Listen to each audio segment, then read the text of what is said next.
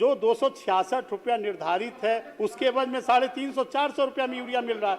और जो अपने प्रोडक्ट को कंपनियां टैग कर रही है महोदय, वो भी भारत सरकार के मानक के अनुरूप नहीं है। महोदय, हमने तो कहा कि समीक्षा करेगी सरकार, और महोदय जो ये बता रहे हैं कि भारत सरकार के द्वारा कंपनी ने भी स्वीकारा है। आज का डीओ को ऑर्डर किया जाए कि किस किस कंपनियों ने अपने पीओएस को, बिक्री केंद्र को विगत 1 महीने में उनका ट्रांसपोर्ट का भाड़ा उनके खाता में जमा कराया कि नहीं। बीच में कहां गड़बड़ी है, सरकार सक्षम है, एजेंसियों को इसको सुनिश्चित करने के लिए समीक्षा की जाएगी महोदय। क्या सरकार के पास इसका कोई ब्यौरा है? किसानों को निर्धारित मूल्य पर उर्वरक उपलब्ध कराने हेतु विभाग प्रतिबद्ध है महोदय। छोटे केंद्रों पर वह नहीं पहुंच पाता है, अगर पहुंच पाता है तो उनको समय पर उनके खाते में भाड़ा नहीं जमा होता है। वैसे ही कभी कभी मोतिहारी में रैक लग जाता है, तब भी नहीं पहुंच पाता है। कंपनी के गलती के कारण बिहार में यूरिया अधिक दामों पर बिक रहा है महोदय, इसकी जांच कराकर सरकार कंपनियों के खिलाफ कार्रवाई करना चाहती है कि नहीं। माननीय मंत्री, ये चिंता से महोदय सरकार अवगत है, और मैं पहले भी कृषि मंत्री था महोदय। मैं बता दूं 2025 चुनाव के पूर्व महोदय मैं सारे कंपनी के साथ बैठे भी थे। और सरकार कहती है कि जीरो टॉलरेंस में 104 प्रतिष्ठानों पर प्राथमिकी दर्ज। बहुत हद तक महोदय जो उसका रेट तय था 266 रुपये महोदय, 2-4-5 रुपया भाड़ा का इधर उधर हो सकता है, लेकिन बहुत हद तक इस पर हुई थी। लेकिन अभी वर्तमान स्थिति और हमारा अनुभव यह कहता है कि सरकार इसको देखे, यह बहुत जरूरी है, और इसकी डाटा सूची निकाले। तो इस मामला को गंभीरता से सरकार लेगी, और निश्चित तौर पर ये जो कह रहे हैं सरकार फिर से इस पर एक बार बैठक कर करके इसकी समाधान का प्रयास करेगी। बिहार एक कृषि प्रधान राज्य है, और भारत सरकार के निर्देशानुसार उर्वरक कंपनियों की जिम्मेदारी है कि वे यूरिया, डीएपी, एनपीके एवं एमओपी सीधे बिक्री केंद्र तक पहुंचाएं, ताकि किसानों का एमआरपी पर खाद मिल सके। नियमानुसार परिवहन भाड़ा खुदरा विक्रेताओं के खाते में जमा होना चाहिए, किंतु वर्तमान में इस व्यवस्था की घोर अनदेखी हो रही है।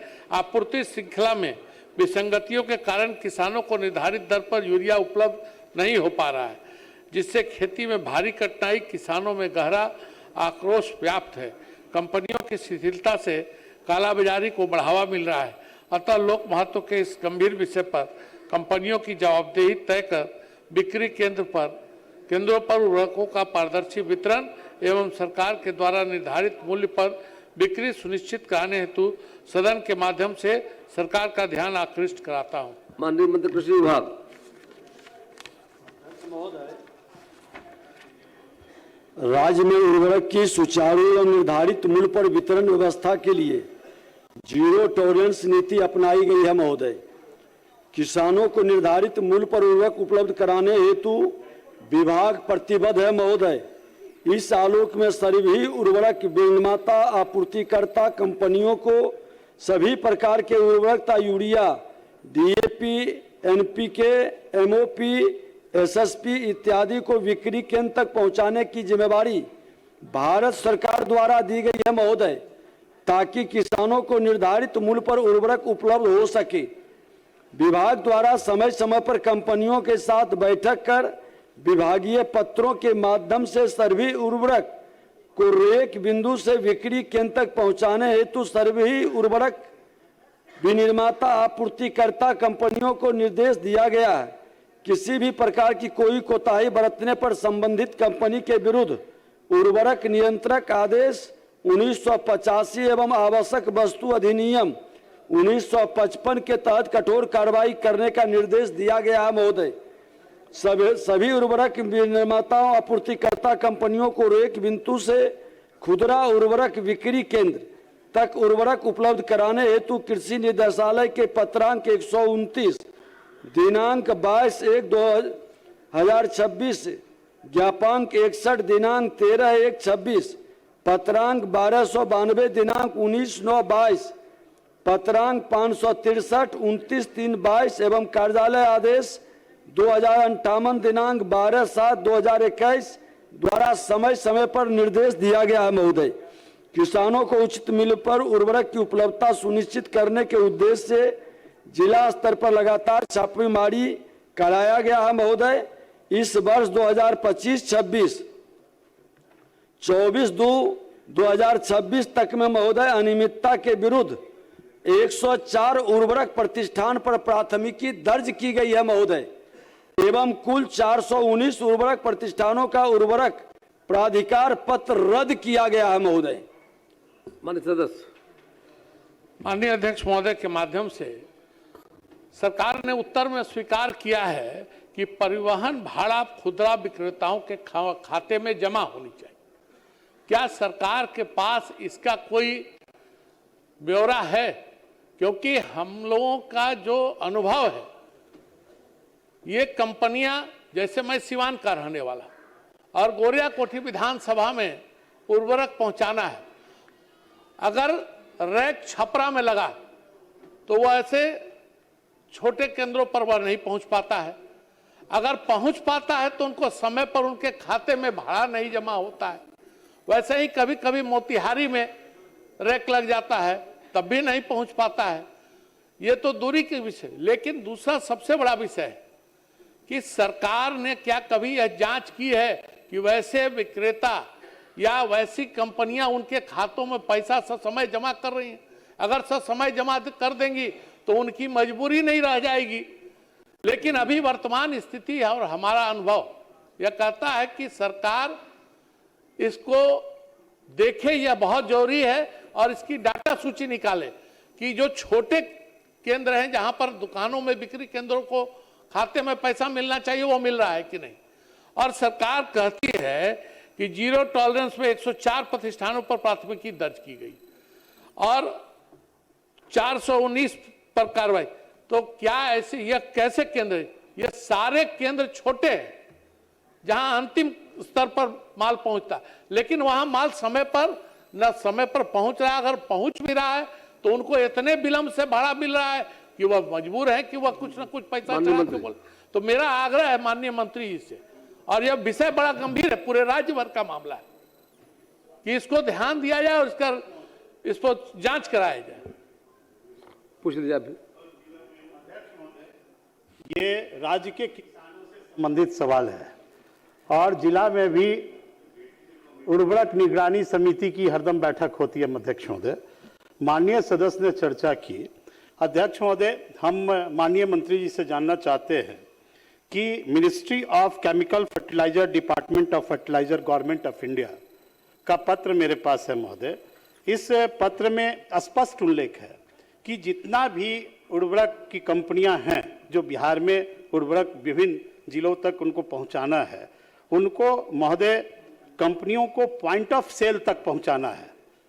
और ये पॉइंट ऑफ सेल तक कोई भी कंपनियां अध्यक्ष महोदय या उर्वरक नहीं पहुंचाती है, जिसके कारण लोडिंग, अनलोडिंग और ट्रांसपोर्टेशन ये थोक खुदरा विक्रेता को देना पड़ता है, जिसके कारण निर्धारित 266 रुपया जो उर्वरक का मूल्य निर्धारित है उसके एवज में अध्यक्ष महोदय 350 से 400 रुपये उर्वरक बिहार के अंदर किसानों को प्राप्त होती है अध्यक्ष महोदय। और दूसरी महत्वपूर्ण महोदय चीज है कि भारत सरकार का यह मानक नहीं है अध्यक्ष महोदय कि यूरिया के साथ साथ कंपनियां जो थोक विक्रेता हैं उनको अध्यक्ष महोदय sulphur, zinc, nano urea, nano DAP, हर्सबाइट इत्यादि जो टैग किए जाते हैं, जो कंपनियां, जो विक्रेता अगर लेते हैं ये सब आइटम, उनको अधिक मात्रा में यूरिया दी जाती है। कोई मानक नहीं है कि किसको कितना यूरिया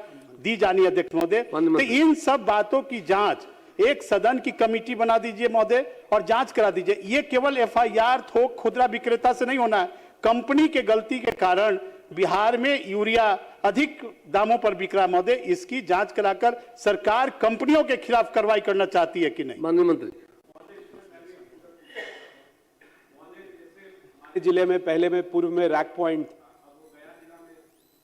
में हो गया है, उसके वजह से भी ये सारी समस्या आ रही है। तो जहां पहले पूर्व में रैक पॉइंट था, क्या उसके ऊपर भी अगर विचार किया जा रहा है कि कैसे बनाया जाए? महोदय, माननीय सदस्य की जो चिंता है, ये चिंता से महोदय सरकार अवगत है और मैं पहले भी कृषि मंत्री था महोदय। मैं बता दूं 2025 चुनाव के पूर्व महोदय मैं सारे कंपनी के साथ बैठे भी थे और ये सारे शिकायत पर गंभीरता से हमने बात भी किया था। और महोदय यह कहते हुए, आप भी कृषि मंत्री रहे हैं महोदय, ये कहते हुए मुझे खुशी है कि 2025 में बहुत हद तक महोदय जो उसका रेट तय था 266 रुपये महोदय, 2-4-5 रुपया भाड़ा का इधर उधर हो सकता है, लेकिन बहुत हद तक इस पर हुई थी। और इस बार ये शिकायत आई है महोदय पार्टिकुलर किसी कंपनी का किसी जगह का उपलब्ध कराएंगे। सरकार पूरी गंभीरता के साथ लेकर महोदय ये सुनिश्चित करेगा कि 2025 में जिस तरह से चुनाव के पूर्व महोदय कहीं हंगामा नहीं मचा था, सीमावर्ती क्षेत्र में 2-3 पदाधिकारी पर कार्रवाई भी हुई थी महोदय और स्पेशल मॉनिटरिंग की व्यवस्था बनाई गई थी। तो इस मामला को गंभीरता से सरकार लेगी और निश्चित तौर पर ये जो कह रहे हैं सरकार फिर से इस पर एक बार बैठक करके इसकी समाधान का प्रयास करेगी। तो बात उठाई अध्यक्ष महोदय, यह भारत सरकार के जो गाइडलाइंस हैं, जिसका कोई भी फर्टिलाइजर कंपनी उस गाइडलाइन को बिहार के अंदर नहीं मान रहा है और जो पॉइंट ऑफ सेल पर उनको यूरिया पहुंचानी है, अन्य सामग्री पहुंचानी है अध्यक्ष महोदय, वह कंपनियां के द्वारा नहीं पहुंचाई जा रही है। यही कारण है अध्यक्ष महोदय जिसके कारण जो 266 रुपया निर्धारित है उसके एवज में 350-400 रुपया में यूरिया मिल रहा है और जो अपने प्रोडक्ट को कंपनियां टैग कर रही है महोदय वो भी भारत सरकार के मानक के अनुरूप नहीं है। तो इस 2 बिंदु पर सरकार क्या विधानसभा की समिति से जांच कराकर उन कंपनियों के खिलाफ कार्रवाई करेगी कि नहीं? महोदय उत्तर प्रदेश में इस तरह की घटनाएं घटित हुई, कृषि पदाधिकारी के रिपोर्ट के आधार पर उन कंपनियों के खिलाफ कार्रवाई हुई महोदय, तो बिहार में क्यों नहीं हो सकती अध्यक्ष महोदय? यहाँ भी कार्रवाई होगी, सरकार ने कहा है। महोदय हमने तो कहा कि समीक्षा करेगी सरकार और महोदय जो ये बता रहे हैं कि भारत सरकार के द्वारा कंपनी ने भी स्वीकारा है, बीच में कहां गड़बड़ी है, सरकार सक्षम है, एजेंसियों को इसको सुनिश्चित करने के लिए समीक्षा की जाएगी महोदय। समीक्षा भी होगी, कार्रवाई भी होगी महोदय। इसमें मेरा आग्रह है, सरकार ने साफ कहा है कि समीक्षा की जाएगी, दोषी पाए जाने वाले कार्रवाई की जाएगी। एक मेरा आग्रह यह है कि अभी तत्काल सदन सत्र चल रहा है, आज का आज डीओ को ऑर्डर किया जाए कि किस किस कंपनियों ने अपने पीओएस को, बिक्री केंद्र को विगत 1 महीने में उनका ट्रांसपोर्ट का भाड़ा उनके खाता में जमा कराया कि नहीं। यह तो कागज का चीज है, डेटा का चीज है, यह तो उपलब्ध हो सकता है और डीओ के माध्यम से पता चल जाएगा कि कहां पेमेंट हो रहा है। जाएगी माननीय सदस्य से माननीय मंत्री जी उसका डिटेल उपलब्ध कराएंगे। माननीय सदस्य श्री प्रमोद कुमार की ध्यानाकर्षण पढ़ी गई है। माननीय मंत्री योजना विकास विभाग। महोदय,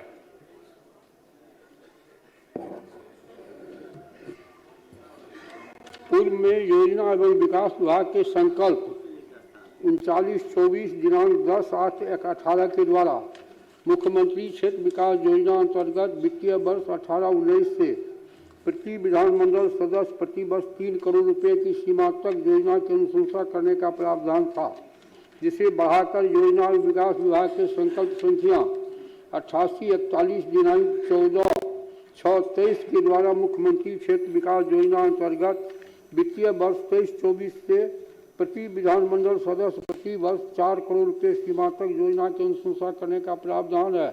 वर्तमान में मुख्यमंत्री क्षेत्रीय विकास योजना की राशि बढ़ाने का कोई भी प्रस्ताव सरकार की